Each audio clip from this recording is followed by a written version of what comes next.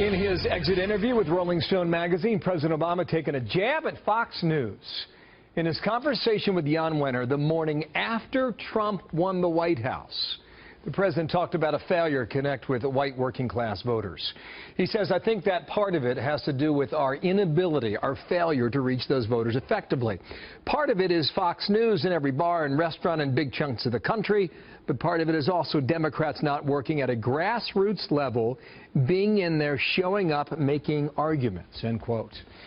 Pretty good debate here. Leslie Marshall, syndicated radio talk show host and a Fox News contributor. Rachel Campos Duffy is a Fox News contributor as well. And ladies, good day to both of you. It's a gratuitous shot at what we do here, okay, the bars, the restaurants. I'm getting tweets from people saying Cheerios and Bud Lights. I watch you every day. We can debate this, but I think this point we've gone over this now for 8 years. I think, Leslie, the bigger point that he's making in this, without stating it, is that Hillary Clinton failed to go out and reach voters in a way that her husband did effectively for 8 years, and that's why Trump's president. Start there. Go.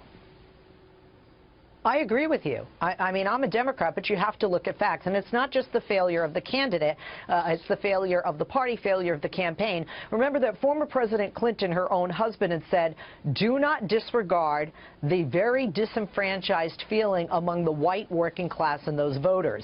Yet, how many times did she go to Wisconsin? And forgetting James Carville's message, it's the economy, stupid. There was not a strong economic message. Trade was definitely an issue. And then when we look at the number of people who stayed home, whether they were Bernie or bust, whether they were African Americans or whether they were millennials, those are the true reasons, certainly not this network. Rachel, here is one of the quotes from the president. We spent a lot of time focused on international policy and national policy and less time being on the ground, and when we're on the ground, we do well. This is why I won Iowa. Wow, that's reaching back to 2008. He did another interview where he talked about going deep into southern Illinois to introduce himself when he was running for the Senate. He was clearly making the case that he sold himself and Clinton did not. What's your take on that? Such denial from Leslie and from President Barack Obama.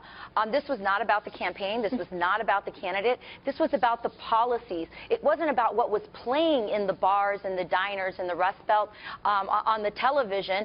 It was about the policies that were causing those diners and bars to shut down, or Obamacare, which was causing them to lay off workers in those bars and restaurants.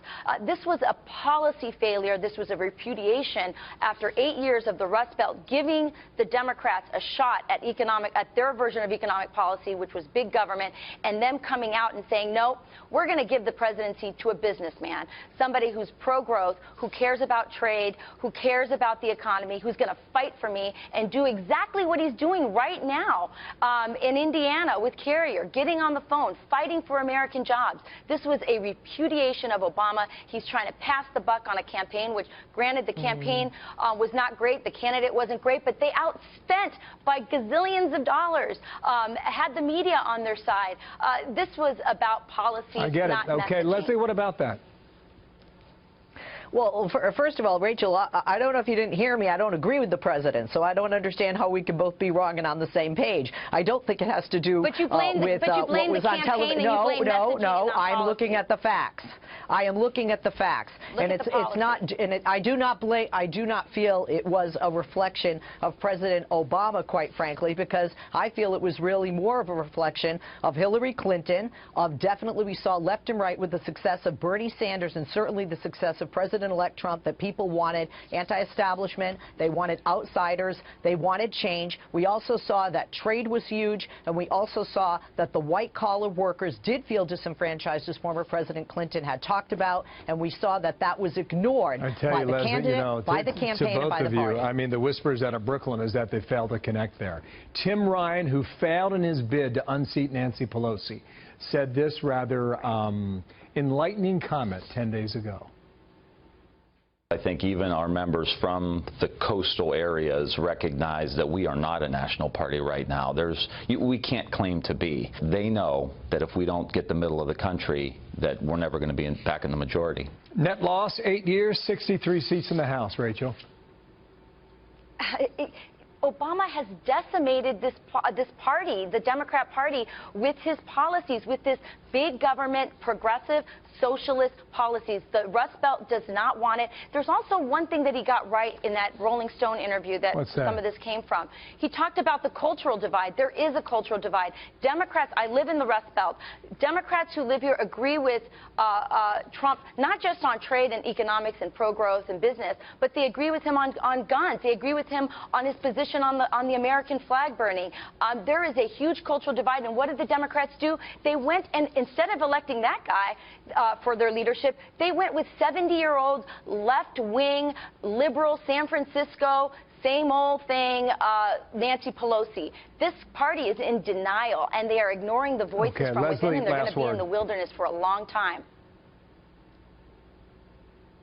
Oh, last word. Thank you, Bill. Very quickly, I am one of the liberal Democrats who thought that a change was a good idea. And basically, look, you know, when you don't have the majority in the Senate you thought you get, when you didn't get the White House, and you've lost seats within the minority in the House, and that has happened under the leadership of Nancy Pelosi, maybe it's time to look for a change going forward, and somebody from a Rust Belt state, like you just talked about, as opposed to the state where I am here in California. But as we've seen, not just with Pelosi, we've also seen it on the right with Ryan and with Boehner, these parties seem to go back to the candidate that they had before as a leader, and I'm not sure it's best for Democrats. Part of it is Fox News in every bar and restaurant in big chunks of the country. We wish that were the case. Bring it more. Leslie, thank you. Rachel, thanks to you as well. Plenty more to debate in the future. Thank you, ladies.